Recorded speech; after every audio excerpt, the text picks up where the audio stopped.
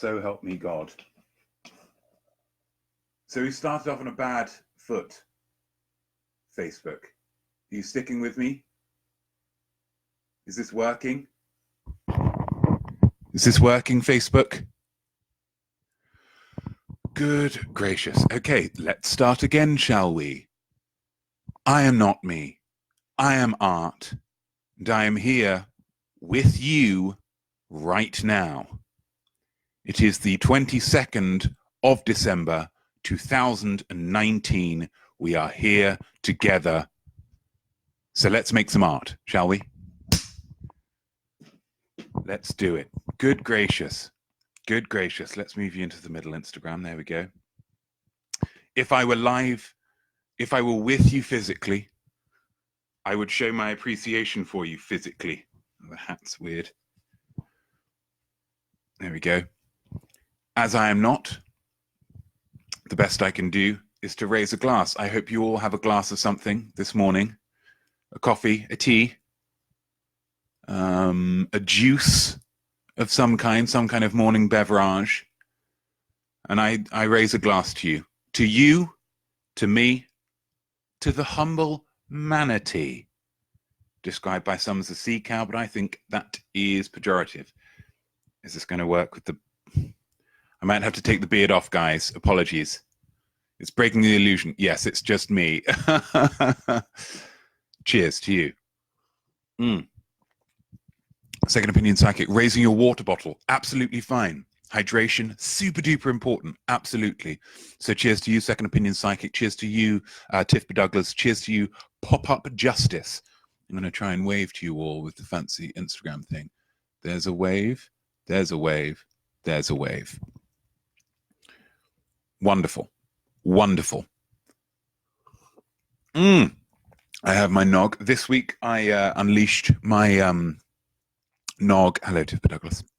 I unleashed my eggnog season video upon the world. I'm sure you watched it. If you're on Instagram and you're exclusively an Instagram person, you would have only caught a minute of it. But I'm sure you would have enjoyed that and it would have tantalized you. You can go onto the Facebook page or the YouTube channel to catch the full video, which does bring a lot more than the 1 minute version. I will say that. The 1 minute version, as ever, exists solely as a teaser, as a mouth waterer, and it does a very good job in that. But it is eggnog season, guys. It is eggnog season, and I can't stress upon you enough how brief eggnog season is. So I'm going to keep on evangelizing about it and saying, please buy and consume eggnog. I don't want you to be in a situation where eggnog season has passed you by. I'll get it tomorrow. I'll get it tomorrow.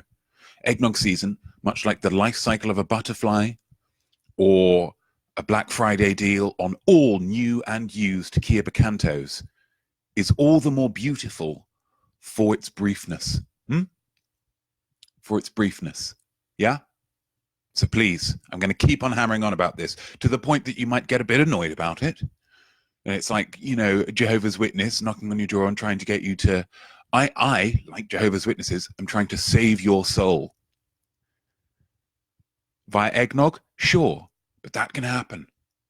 Such is the power and majesty of eggnog.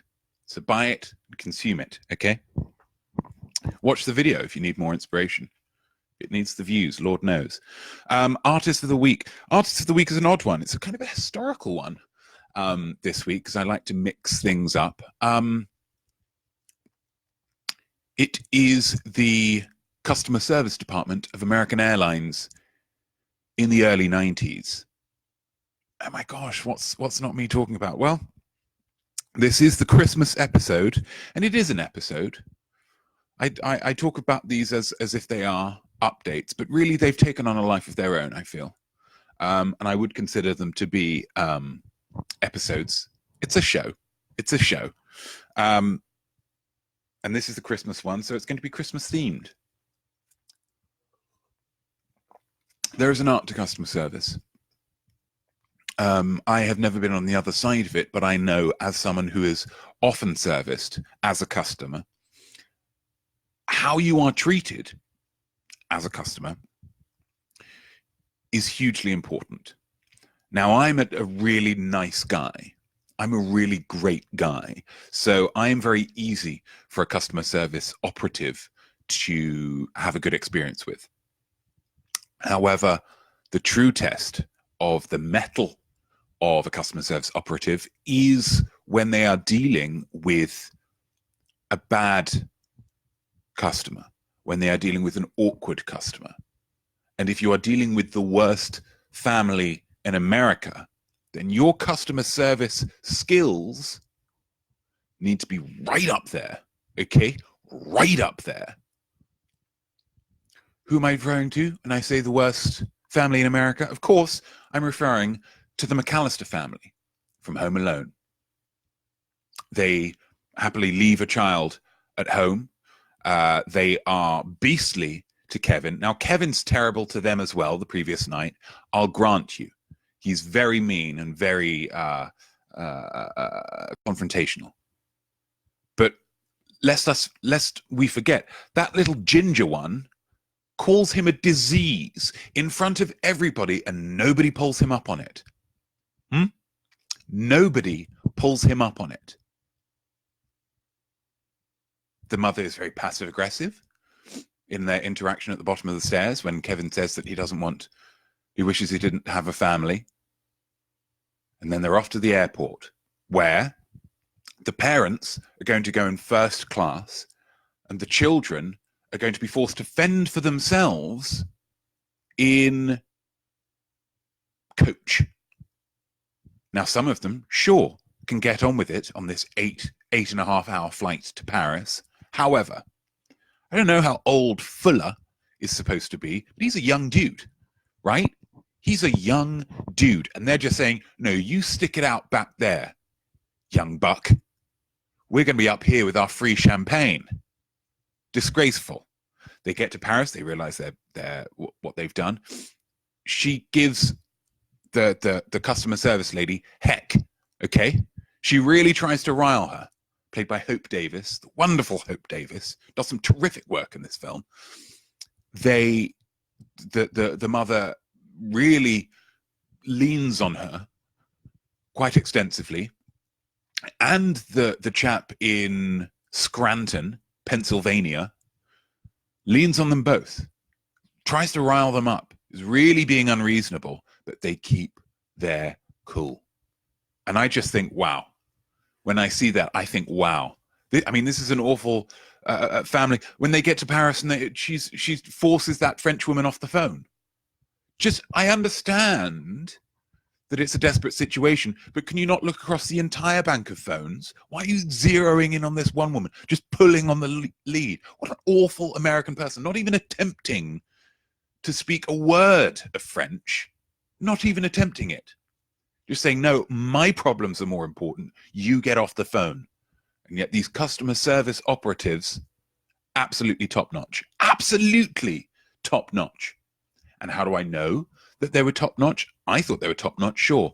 But what matters is whether the family think they're top-notch. When it comes to Home Alone 2, they're flying to Miami. What airline do they go with? They have to fly American because they were treated so well. Even though they weren't able to fly them straight back to Chicago, they were treated so well that they went back another time. Ultimately, one of the many lessons that Home Alone teaches us, many lessons, is that customer service is so important in the running of a successful airline. Artist of the Week is American Airlines customer service in the early 90s. Here's to you guys. Wonderful. Q&A is via email this week. Received an email from a chap called, I assume it's a chap, it's a strange name, Lowell Everall. Lowell Everall, and he writes, "Hi, Notme, love the show." So Lowell thinks it's a show as well. It's a show. It's not an update, it's a show. Lowell says, "I'm going to be alone on Christmas Day this year. My family have refused to spend the holidays with me because I mean,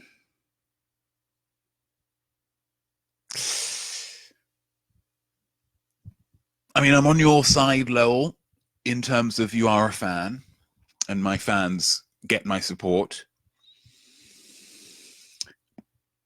I mean, I won't read out what you've written here, but you have to admit, I think, there has to be a little part of you that realizes they've got a point. They've got a point. I'm not sure I'd wish to. Anyway, it's the first time that I will have ever spent Christmas Day alone, and I'm wondering if you have any advice for how to deal with it. Well, as somebody who has spent several Christmas days alone and will continue to do so, Second Opinion Psychic, woof. What is that? What is that emoji? Cheers. Wonderful. Wonderful. Everybody's getting into the spirit of things. Superb. Superb. Raising a glass. I've spent many Christmas days alone and will continue to spend Christmas days alone. If you count Jesus as a nobody, which I don't, Jesus and I will spend Christmas Day together, eating and napping, and creating, just thinking, musing, chatting. So it'd be largely a similar day to most days, just maybe slightly richer food. But how you can spend Christmas Day on your own is you can do whatever you like. That's the key. That's the key. You almost have to deliberately do things that other people wouldn't want you to do. If you want to spend Christmas Day largely unclothed in a way that would be untenable were you with other people, you do it, because you can do it on your own. You can't do it with other people, but on your own, you can do it. If the rest of your family don't like Christmas pudding because it's very rich and disgusting, and you like it, boom, there it is. You can have as much Christmas pud as you like. You can have all the potatoes, all of the good ones. You don't have to leave any of the good potatoes for other people. You don't even have to have the turkey if you want. You can just essentially have a big bowl of potatoes, pigs in blankets, carrots, and gravy if you want. Oh no, other people liked it. Doesn't matter. It's all about you, baby. It's all about you. You can buy presents for yourself, and this is a tip that I would give. And I'm not sure whether you can do this on Amazon anymore. I believe the last delivery day has passed, unfortunately. Unless you do Prime, you probably still get it there. My advice would be to do a bit of online shopping for yourself, but do it whilst drunk. Consume a decent amount of alcohol. Go online shopping for yourself. Buy some things for yourself, and then obviously you won't know what it is that you've bought, so you'll still have that sense of wonder and expectation on Christmas Day. You will have to get drunk again when the presents are delivered, if you wish to wrap them. If not, just wrap the boxes, just wrap the Amazon boxes, and then you can still wake up on your own having bought yourself some Christmas presents that you just don't know what they are, and it is quite thrilling. The presents can be quite disappointing, but it's more about the anticipation. It's more about the anticipation. And do you know what, Lowell? If you want to spend Christmas Day with somebody, spend Christmas Day with Notme. Yeah? Spend Christmas Day with Notme, with old Notme claws, right? With the hat. Now, I don't mean physically. As I say, Jesus and I will be spending it together, and we will be locking the door.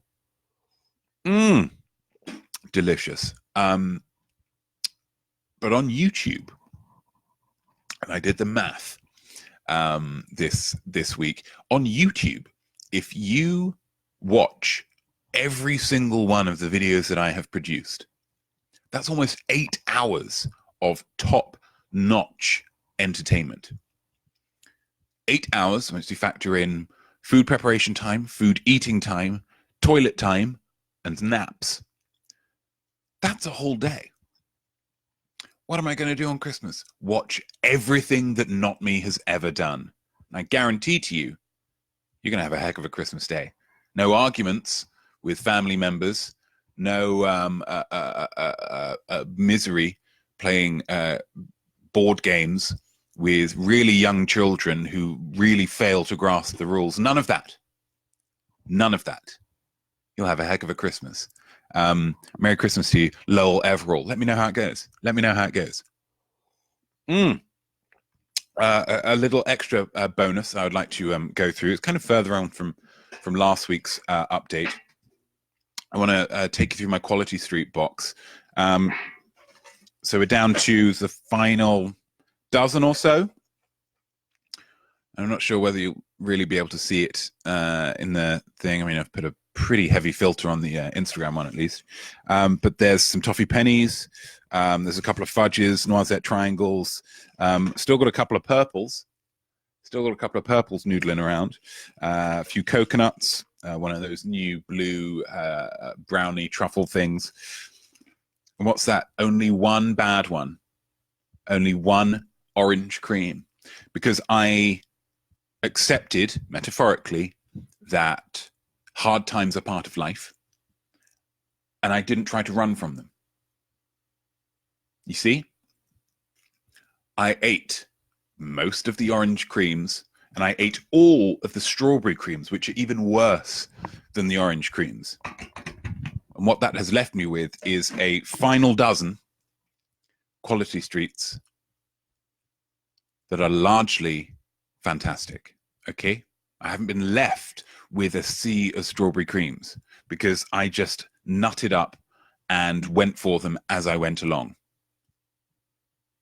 I'm pretty sure if you look hard enough, there's a life lesson there. That's me. That's me. And so that is it, really. Next week, there will not be an update. This is the final update of the year. And if I can shock and disappoint you, this is the final Notme live update ever. There it is.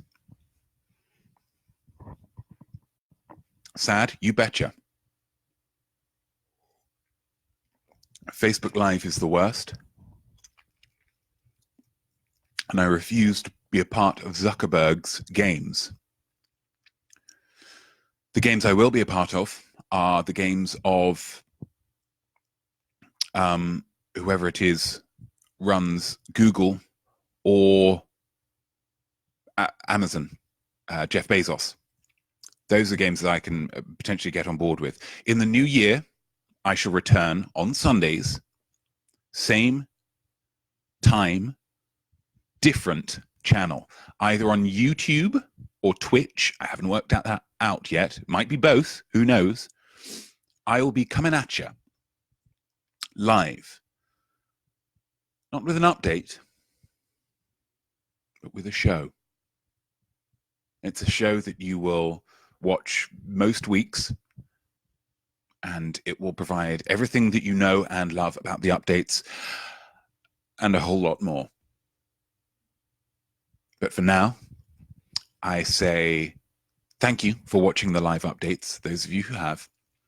I say all the best to you. I say I hope you have a fantastic Christmas with other people or with Notme on YouTube. A wonderful new year. Thumbs up to Douglas. Cheers. And I will see you in 2020 with my new show. I'm over the moon about it, guys. I'm so excited. It's going to be great. Buy eggnog. So, God tier wisdom.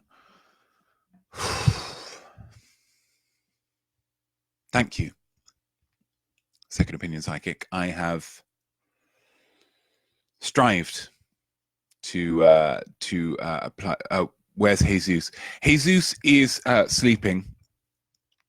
He doesn't really get involved with the live updates. Will he be involved with my new show? Yeah, he will. he will be involved with the new show in a way that is going to both blow your mind and delight you in equal measure. It's going to be great.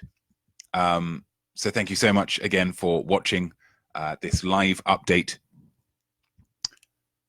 I am Notme. I am art. And I am wishing you a very creative, a very festive, a very happy Christmas and New Year. Make sure you're being creative. Also buy eggnog.